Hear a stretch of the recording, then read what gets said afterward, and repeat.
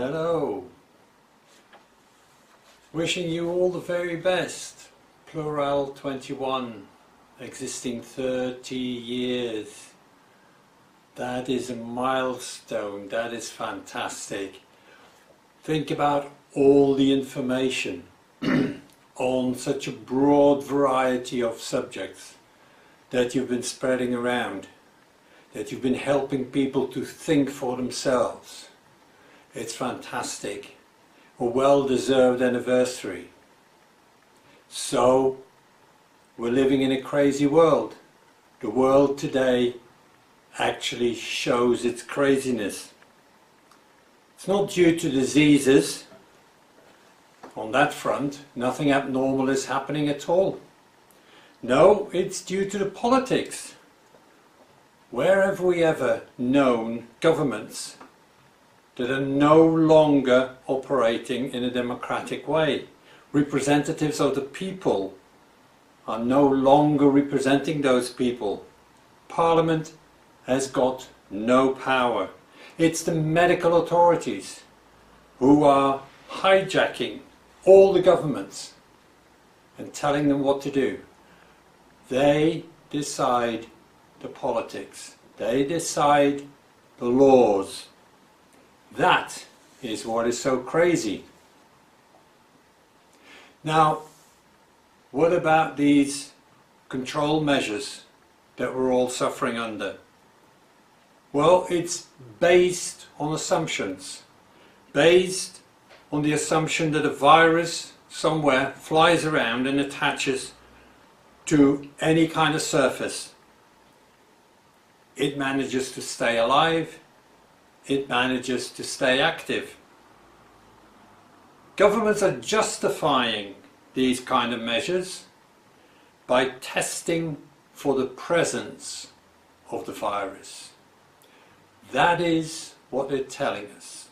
So it's based on an assumption that viruses are moving around, and they're testing to find these viruses.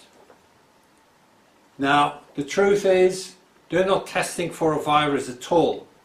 The reason for that is that they can't. They've never been able to. They test for small bits of genetic material of which they have said that that particular DNA represents the virus, can only be coming from the virus, but they give you no proof. The truth is, nobody has ever isolated a virus. Nobody has ever known all the details of a virus. The DNA, therefore, can come from any kind of genetic coding, any kind of genetic sequence, from any living cell. So a positive test does not equal an infected case. The clinical tests that they are using are meant to be used within a clinical setting. In other words, somebody gets ill and you do some tests to find out what disease the person has got. No doctor knows what to do with a positive test in a healthy person. There is no protocol for that. They generally describe it as a false positive. So, the justification for those measures, that they're all infected, are a lie. But even when the microbe is present, that doesn't mean that it has caused the disease. This is knowledge medical authorities do have. They do know that they have been unable, in all those years, been unable to form a causal link between the presence of a microbe and the disease it is said to be causing. Bacteria, fungi, parasites, they're everywhere. And for most of the part, the medical profession has to admit that they're doing a lot of good, no harm. Still they say, if we find you somewhere near an infectious disease, an infectious part of your body, you must have caused the infection.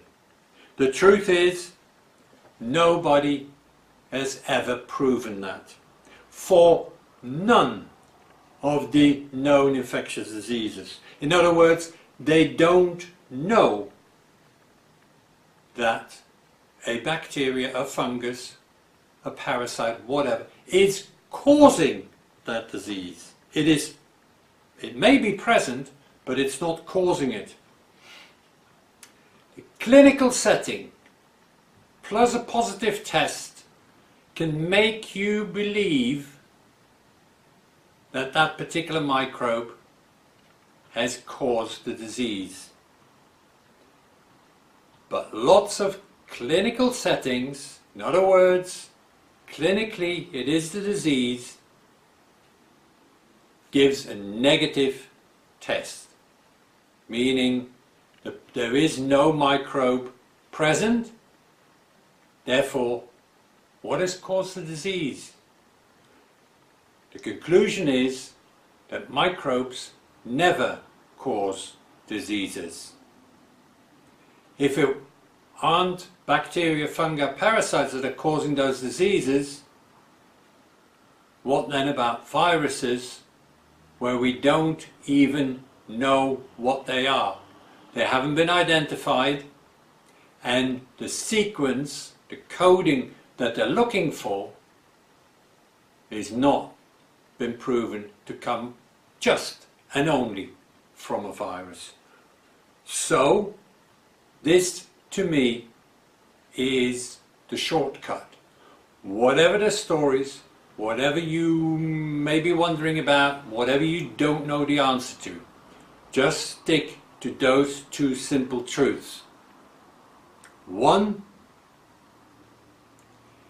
the presence of a microbe does not prove it has caused the disease.